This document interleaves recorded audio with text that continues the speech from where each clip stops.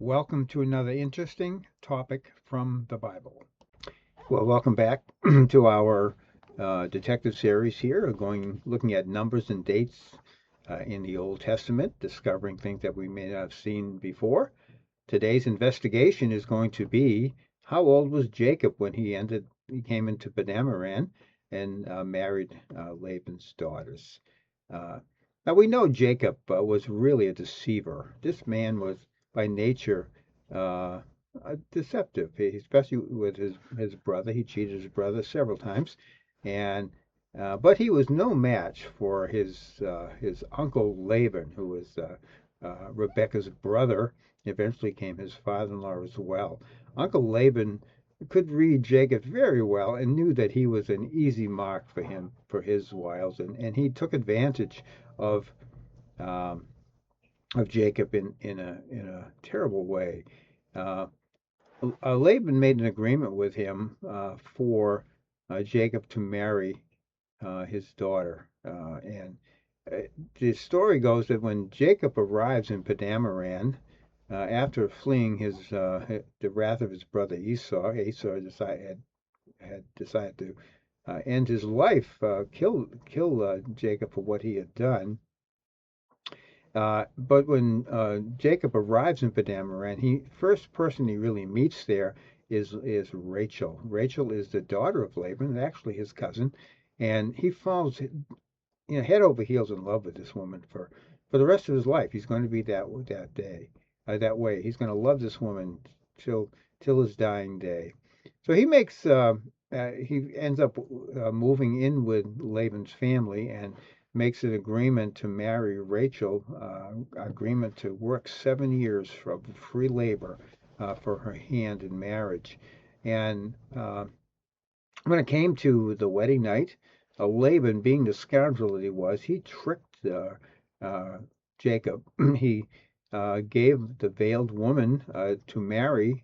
It turned out to be not Rachel, but Leah. And Jacob does not discover this deception until the morning. He is officially married to this woman by the next morning, and he realized that he did not marry the woman he had intended to marry. And he was furious with Laban for this. But Laban, being the scoundrel that he was, just talked his way out of it and said, "No problem. We really had to have you marry the older first because that was the thing we do in our land here. Yeah, but if you want Rachel, how about another 7 years?"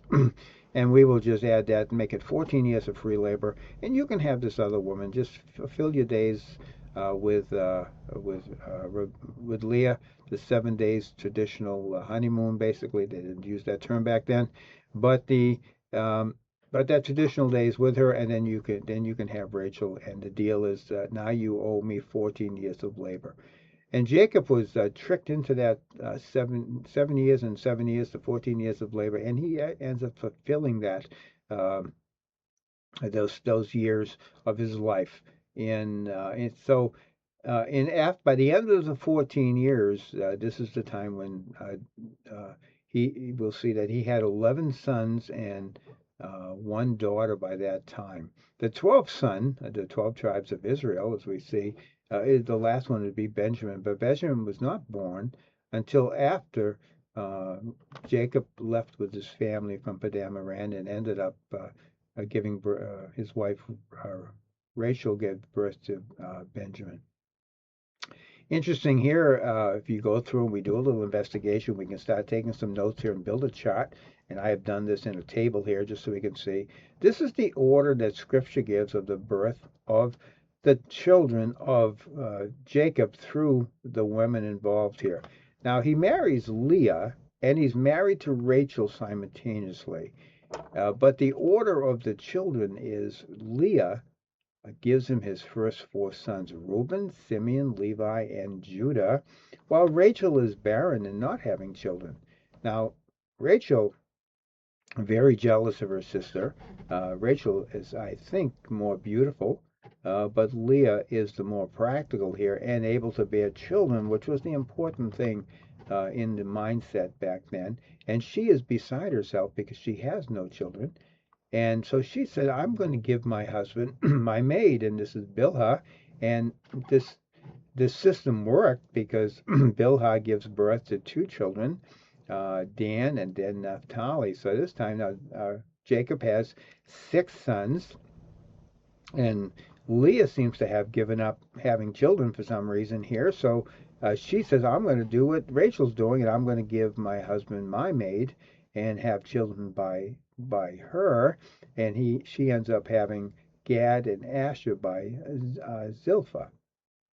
Now, all this time, Rachel is still unable to bear children.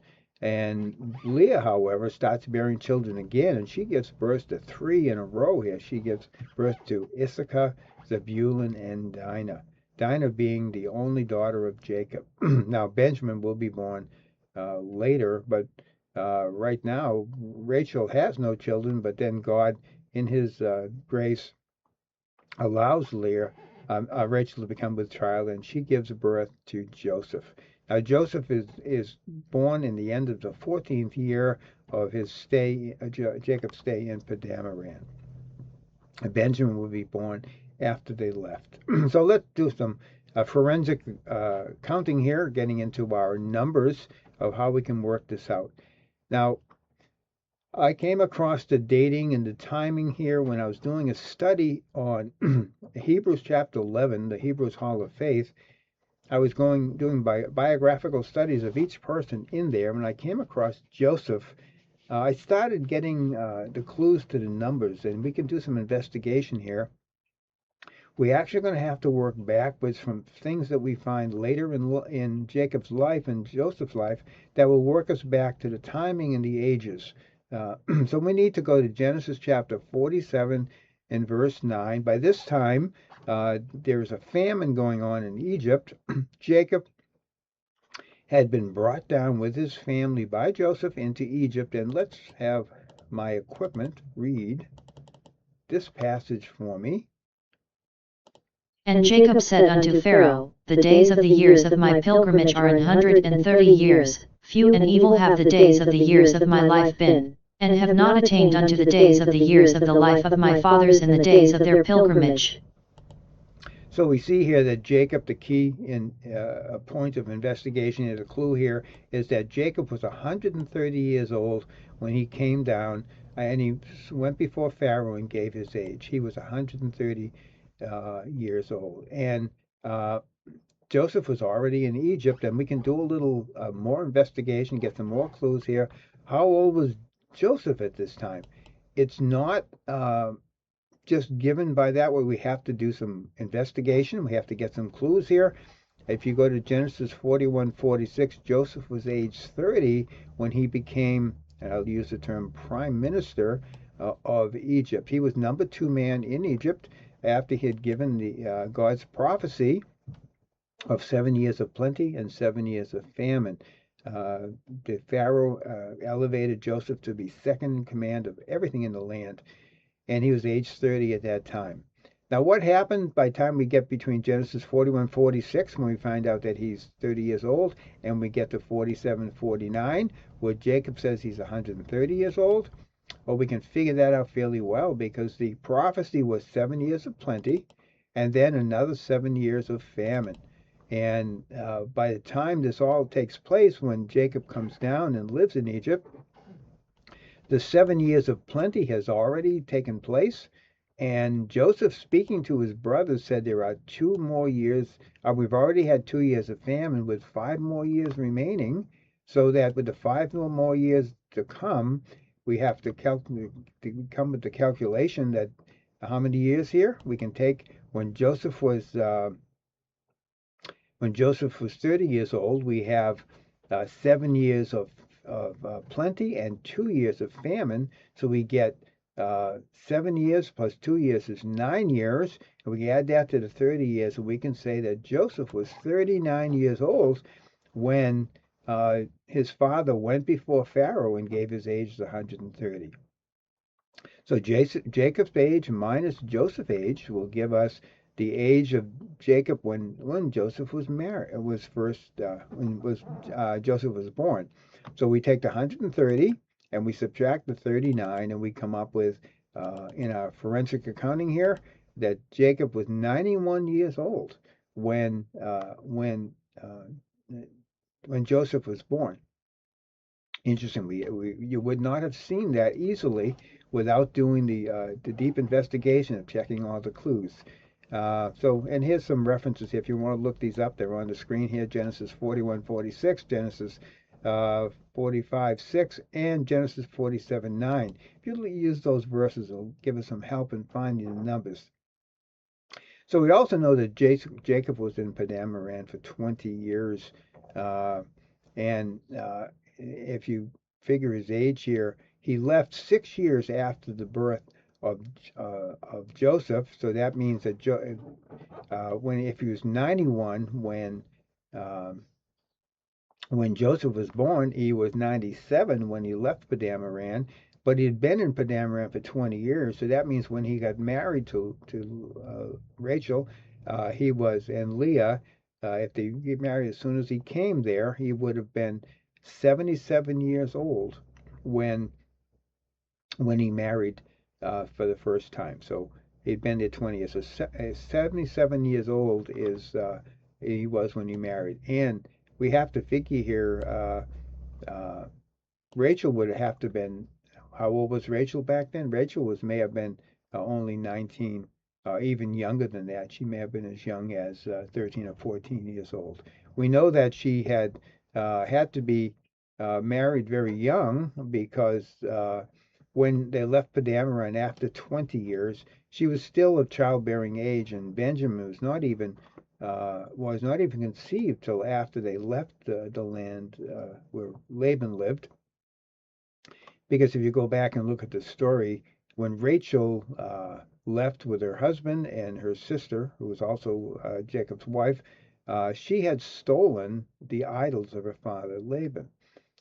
Laban was wroth with this and eventually searched all when he caught up with Jacob and his family, he searched all the goods and never found them because Rachel was sitting on them, hiding them under her cushion or pillow, but saying she could not get up because of her condition of her